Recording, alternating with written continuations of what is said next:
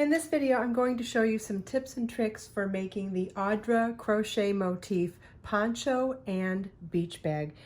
You'll need Biseau baby yarn, which is a number 3 DK weight yarn, and you'll also need a G6 or 4mm crochet hook. For the poncho, I used Biseau baby yarn in colorway Ecru, and for the bag, I used Biseau baby yarn in these 5 colors: blush pink, salmon, turquoise, aquamarine, and splash.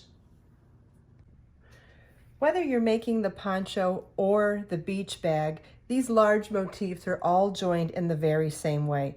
Because they're actually an octagon, I guess it's a circular motif, but we're joining them in an octagon fashion where we're counting 2 shells as there's 16 shells around the circle. So I'm counting 2 shells as one of 8 sides of the octagon. And what that means is that these 2 join to this one, these 2 are skipped, these 2 are joined to the next one, these 2 are skipped, then the next 2 would get joined to the next ones, these 2 would get skipped, these 2 would be joined to the adjacent motif, and these 2 would be skipped. So by counting 2 at the same time, we get 8 sides. When you're joining a motif counting the motif as 8 sides, when you're joining it in a square formation like this, you always end up having a big gap in the center. So in this video, I'm going to show you how to join the large motifs with a one-sided join, how to join these motifs with a two-sided join, and then finally how to make this inner motif that really fills out the fabric and creates this gorgeous crochet fabric. Okay, so I have a finished motif here, and I have a motif that is partially finished, meaning I've worked my way around the final or 7th round of the motif. But when I'm getting ready to do the last 2 repeats, and it doesn't matter which ones you do, you could choose to do this here or here after the first one. It doesn't matter which 2 when you're doing a one-sided join. You just have to commit 2 of the shells to joining to an adjacent motif.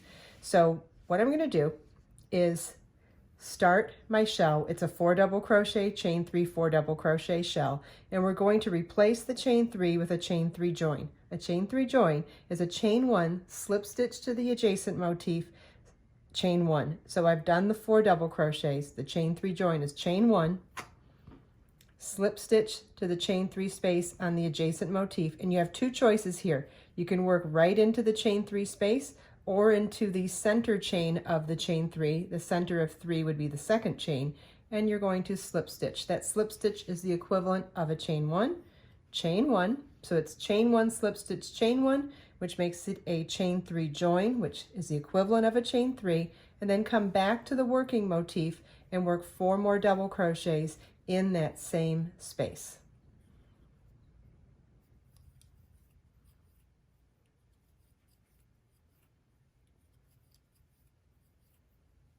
Single crochet in the next chain 3 space. I'm going to set this down so you can see what it looks like so far. So we've created our shell, but we've also joined it to the adjacent shell on the adjacent motif. So now we'll do that one more time because we're joining 2 shells per side. So we'll start with 4 double crochets in the next chain 3 space.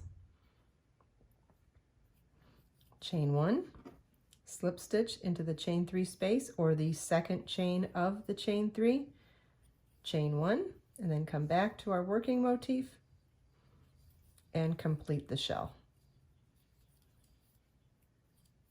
And regardless of where you put these 2 shells on your last round, you want to repeat the rest of the round in pattern, and then at the end of the round, slip stitch to the first single crochet at the end of the round to join. And that's how you join a motif on one side. When you're joining your 3rd motif, it is also a one-sided join, but remember we're counting this, or we're treating this like it's an 8-sided motif. So if this is the side we joined, remember this is the side we skip, and then this is the side we join.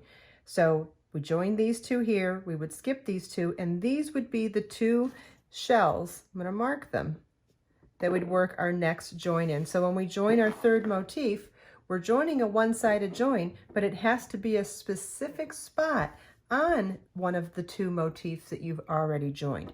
So we're going to do the same thing we did for the one-sided join motif, and that's work in our established pattern around round 7.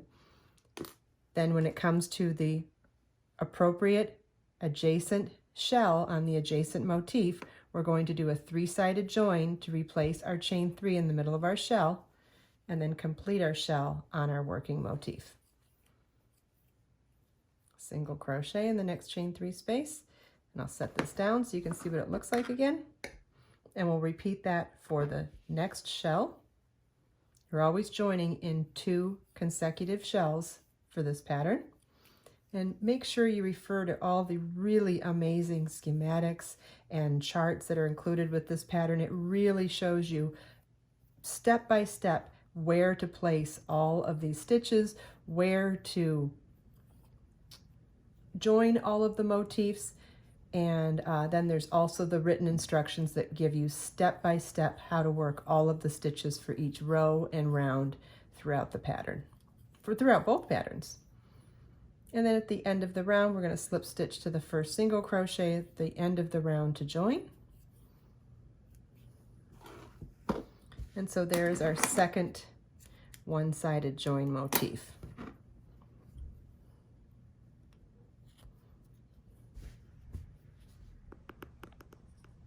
Okay, next we need to join a motif with 2 sides. And again, because we've already started joining, now we need to treat all of them as octagons when joining. So we've joined on one side here, one side here. We skipped these 2, we're skipping these 2. We skipped these 2, so now these are the 2 motifs that we're going to join the next motif with. You could mark these places with stitch markers as well. I'm just marking them really quickly just so I have a reference point, but you could use stitch markers if you preferred.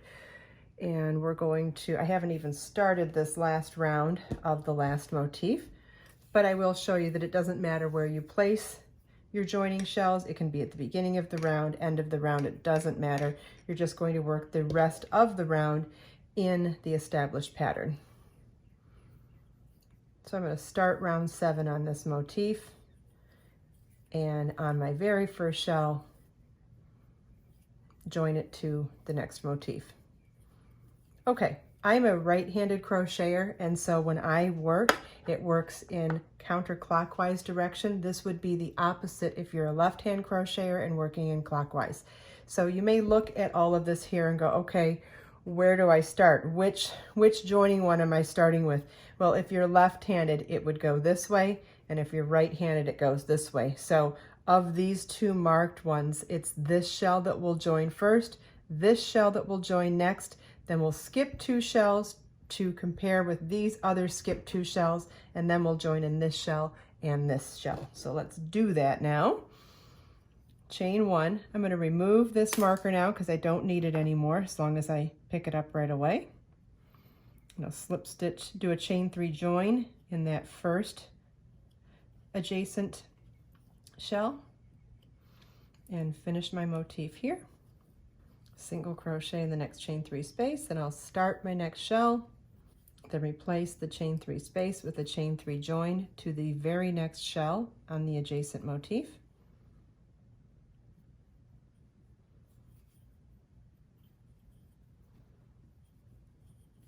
And then I'm going to work in my established pattern for 2 more shells that are not joined on my working motif. And anytime you feel like you're a little bit lost, it always helps to set your work down flat so that you can see where you're at.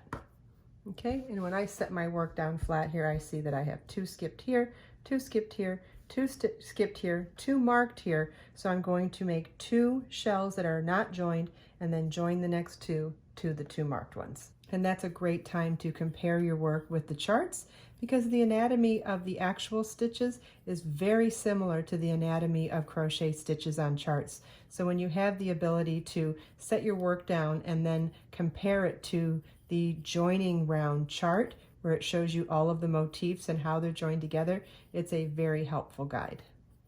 Okay, I've made it past my 2 non-joining, so I'm going to join in the 2 marked stitches now and replace my chain 3 with a chain 3 join. So it's chain 1, slip stitch,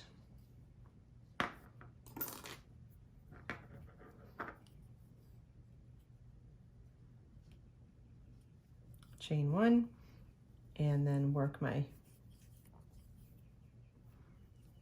finish my shell on my working motif.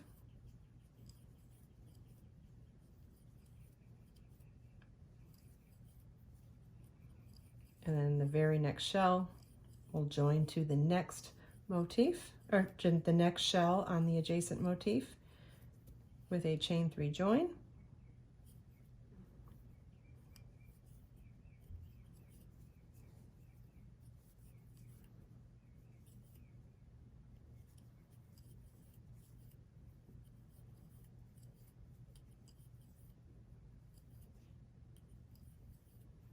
Okay, and we'll set our work down again, and now we have so now we've made this motif, and working in our established round 7 pattern, we've also joined it to 2 motifs on 2 separate sides and kept our octagon formation by working 2 motifs to the adjacent motif, or 2 shells to the adjacent motif, skip the next 2, and work the next 2 shells to the next adjacent motif. You want to repeat this for all of the motifs, all of the large motifs per the schematics for either the bag or the poncho. And then I'll show you how we fill in this giant hole here with those beautiful mini motifs.